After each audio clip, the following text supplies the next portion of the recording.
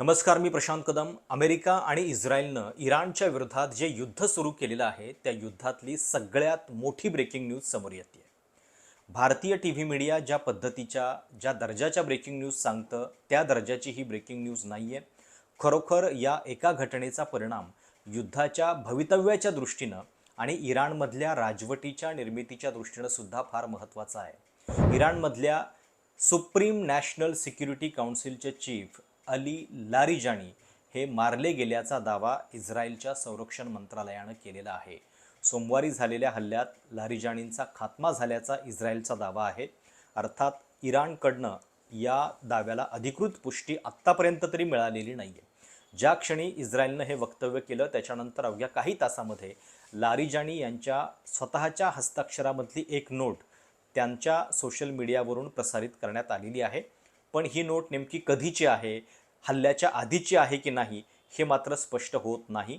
आणि इस्रायलनं त्यांच्या डिफेन्स फोर्सेसनं असं म्हटलेलं आहे की आत्ताच्या घडीला इराणमधले सर्वात शक्तिशाली नेते अली लारिजानी यांचा खात्मा करण्यामध्ये आम्हाला यश आलेलं आहे. काय म्हटलेलं आहे त्यांनी? Secretary of Iran supreme national security council and the regimes effective leader. शब्द बघा किती काळजीपूर्वक आहेत. त्याच्यातनं तुम्हाला कळेल की लारिजानी यांचं महत्त्व किती होतं. एकतर लारिजानी हे खामेनींचे अत्यंत जवळचे नेते होते. 28 फेब्रुवारीला हल्ला झाल्यानंतर पहिल्या 12 तासामध्ये खामेनी मारले गेले आणि त्याच्यानंतर इराण ज्या पद्धतीनं लढत होता, इराणचे सगळे स्ट्रॅटेजिक, मिलिटरी आणि पॉलिटिकल डिसिजन होत होते, त्या सगळ्या डिसिजनवरती प्रभाव कोणाचा होता तर तो अली लारिजानी यांचा होता. कारण ते केवळ मिलिटरी लीडर नव्हते, पॉलिटिक्सचे पण लीडर होते. बऱ्याच राजकीय निर्णयांमध्ये त्यांचं महत्त्व होतं. आणि त्याची 2-3 उदाहरणं सांगतो. या हल्ल्याच्या आधी ज्यावेळी या संपूर्ण युद्धाला थांबवण्यासाठी अमेरिका आणि इराणमध्ये ज्या चर्चा होत होत्या आणि ज्या चर्चा प्रामुख्यानं ओमान याच्यामध्ये मध्यस्थी करत होता, त्या ओमानशी डील करण्यामध्ये लारिजानी हे अत्यंत महत्त्वाचे आणि अत्यंत खास व्यक्ती होते. ओमानमध्ये त्यांचे सातत्यानं दौरे होत होते आणि जे काही लारिजानी सांगत होते तोच संदेश नंतर अमेरिकेपर्यंत ओमानच्या माध्यमातून पोहोचत होता. काही दिवसांपूर्वी त्यांनी रशियामध्ये सुद्धा दौरे केल्याची बातमी आहे आणि तुम्हाला लक्षात येईल की याच्यातनं त्यांचं महत्त्व नेमकं किती होतं. म्हणजे इराणमध्ये खरी पॉवर जी आहे ती लारिजानी यांच्याकडे आहे असं सुद्धा म्हटलं जायचं. एकतर खामेनींच्या हयातीमध्येच त्यांना नेमलं गेलेलं होतं. आणि तुम्ही जर बघाल तर अगदी आत्तापर्यंत 2 दिवसापूर्वी जेव्हा या हल्ल्यानंतर इराणमध्ये रस्त्यावरती काही प्रदर्शनं निघालेली होती नागरिकांची, पूर्णपणे देशाच्या पाठीशी असल्याची, त्याच्यामध्ये सुद्धा लारिजानी सहभागी झालेले होते. आणि त्यांचं एक वक्तव्य होतं या रॅलीच्या दरम्यान की आम्ही शत्रूला नामोहरम केल्याशिवाय थांबणार नाही. काय म्हणाले होते ऐका. پیام حضور پیام مردم این است که در مقابل دشمنان محکم ایستاده ایم. ان شاء الله ممنون. आता इस्रायल जेव्हा दावा करतंय लारिजानी यांच्याबद्दलचा तेव्हा ते काय म्हणतायत? After the elimination of Khamenei he functioned as the leader of the Iranian regime and led the combat against the state of Israel and countries in the region. म्हणजे इराण आणि आजूबाजूच्या सगळ्या शेजारी देशांवरती हल्ला करण्याचा निर्णय असेल किंवा त्या सगळ्या धोरणांमध्ये लारिजानी यांचा प्रभाव जो आहे तो फार महत्त्वाचा होता. सोबतच one of the most veteran and senior figure within the Iranian regime leadership, advanced violent enforcement measures and repression operations. म्हणजे इराणमध्ये अगदी जानेवारी महिन्यामध्ये ज्यावेळी इराणी राजवटीच्या विरोधात, इस्लामिक राजवटीच्या विरोधात निदर्शनं झालेली होती, तेव्हा ही निदर्शनं थोपवण्यासाठी सर्वात महत्त्वाचा रोल कोणाचा असेल की हे आंदोलन जे आहे ते चिरडलं पाहिजे, तर ते लारिजानी यांचा याच्यामध्ये निर्णय होता असं सुद्धा म्हटलं जातं. आणि त्याच्याबद्दलचं स्पष्टीकरणसुद्धा लारिजानींनी दिलेलं होतं. त्यांचं म्हणणं असं होतं की राजकीय आंदोलनं आपण समजू शकतो, पण या आंदोलनामध्ये काही इराणच्या संपूर्णपणे देशविघातक कृत्यांना सहभाग देणारी काही शक्ती सामील आहे आणि त्यामुळं त्याच्या विरोधात बळाचाच वापर अतिरेकी पद्धतीनं केला पाहिजे हे त्यांचं म्हणणं होतं आणि त्याच पद्धतीनं ही कारवाई जी आहे ती करण्यात आलेली होती.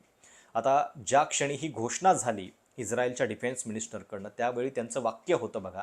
ते असं म्हणाले की अमेरिकेनं काही दिवसांपूर्वीच लारिजानी यांच्याबद्दल जो माहिती देईल त्याला $10 मिलियन बक्षीस जाहीर केलेलं होतं.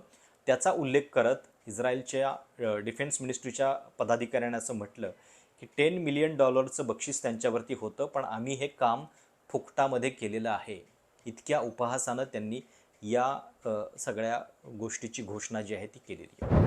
Last night, the IDF took out commander of the Basij, Soleimani, and his deputy and secretary of the Supreme National Security Council, Ali Larijani. The Iranians are also safer without them. By the way, we still haven't seen Mojtaba. Wouldn't you like to see him, Minister?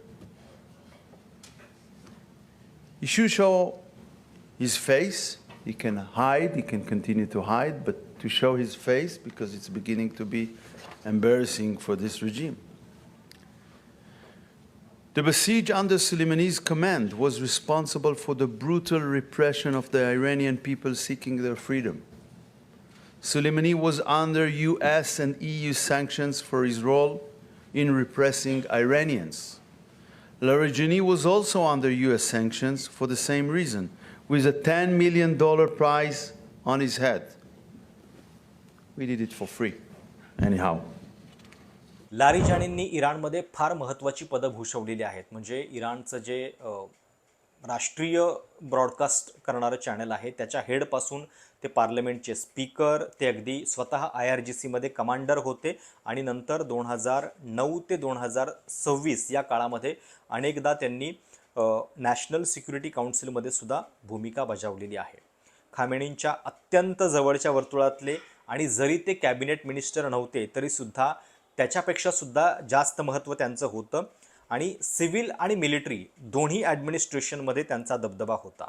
सोबतच ज्यावेळी Khamenei यांचे वारसदार Mojtaba Khamenei यांचासुद्धा सध्या सार्वजनिक प्लॅटफॉर्मवरती कुठेही वावर नाही आहे, ते जिवंत आहेत की नाही त्याच्याबद्दलच्या अफवा होत आहेत, त्यावेळी अशा पद्धतीनं लारिजानी मारले जाणे याचा युद्धाच्या भवितव्यावरती सुद्धा फार मोठा परिणाम होऊ शकतो. एकतर या युद्धामधला एक अत्यंत महत्त्वाचा निगोशिएटर इराणनं हरवलेला आहे. सोबतच जर या संपूर्ण युद्धामध्ये म्हणजे खामेनींच्या नेतृत्वानंतर सुद्धा इराणनं गेल्या 18-20 दिवसांपासून ज्या पद्धतीची स्ट्रॅटेजी राबवलेली होती त्याच्यामध्ये अत्यंत महत्त्वाचा रोल या लारिजानींचा होता आणि असे इफेक्टिव्ह निर्णय घेणारी व्यक्ती जर आता नसेल तर इराण पुढच्या काही दिवसामध्ये कशा पद्धतीनं उभारी घेणार हे सुद्धा आपल्याला बघावं लागेल. लारिजानी यांच्या दृष्टीनं सगळ्यात महत्त्वाची गोष्ट ही होती की आत्ता ज्यावेळी रिजिम चेंज होतीये म्हणजे नवे वारसदार निवडले गेलेले आहेत इराणमध्ये खामेनीचे, त्यावेळी त्यांचं असणं, कारण खामेनींच्या हयातीमध्ये त्यांना निवडलं गेलेलं होतं आणि तेच जर आता स्वतः या हल्ल्यामध्ये मारले गेले असतील तर तो इराणसाठी फार मोठा तोटा आहे. आता त्यांच्या जागी जी व्यक्ती येईल त्याच्यावरती सुद्धा अर्थातच इस्रायलची नजर असेल, अमेरिकेची नजर असेल आणि अमेरिका आणि इस्रायलचा राजवट बदलाचा जो उद्देश आहे त्याच्यासाठी किती लोकांना मारावं लागेल याची यादी, त्याचा अंदाज कदाचित त्यांनी एक तयार केला असेल, पण त्या यादीतलं एक सगळ्यात महत्त्वाचं नाव होतं अली लारिजानी आणि तेच या युद्धामध्ये आता मारले गेलेले आहेत. अर्थात प्रत्यक्षात जोपर्यंत तुम्ही त्या भूमीवरती पाऊल ठेवत नाही, केवळ बाहेरून इराणी लोकांना आवाहन करून राजवट बदल होणार का हा सुद्धा याच्यातला प्रश्न आहे. पण असे किती नेते आता मारले जाणार या यादीमध्ये, एका पाठोपाठ एक. खामेनी गेले, मोजताबावरती नजर आहे आणि आता लारिजानी यांचं मारलं जाणं युद्धामध्ये फार निर्णायक आणि फार मोठा परिणाम करणारी ही घटना आहे. एकेकाळी या लारिजानींचं एक विधान फार गाजलेलं होतं, ज्यावेळी युरोपियन कंट्रीज, अमेरिकन कंट्रीज या इराणला असं आवाहन करत होते की तुम्ही तुमची न्यूक्लिअर पॉवर जी आहे ती सरेंडर करा, त्याच्या बदल्यात आम्ही तुम्हाला काही सवलती देतो. तेव्हा त्यांनी त्याची तुलना केलेली होती की हिऱ्याच्या बदल्यामध्ये एखादी कॅन्डी आम्हाला ऑफर तुम्ही करताय त्याप्रमाणे ही डील झाली. म्हणजे आमच्याकडं असलेली जी पॉवर आहे ती हिऱ्यासारखी आहे आणि ती आम्ही इतक्या सहजासहजी गमावणार नाही. त्या लारिजानी यांचा अशा पद्धतीनं जर मृत्यू झाला असेल तर इराणसाठी हा फार मोठा धक्का आहे. काय नेमकं इराणच्या अधिकृत एजन्सीकडनं येतं आहे याच्यावरती सुद्धा आपल्याला नजर ठेवावी लागेल. पण पुढच्या 72 तासामध्ये या एका घटनेचा फार मोठा परिणाम होऊ शकतो. या युद्धाबद्दलचे सगळे अपडेट्स आपण आपल्या चॅनलवरनं देतो आहे, त्यामुळे चॅनल सबस्क्राईब करायला विसरू नका.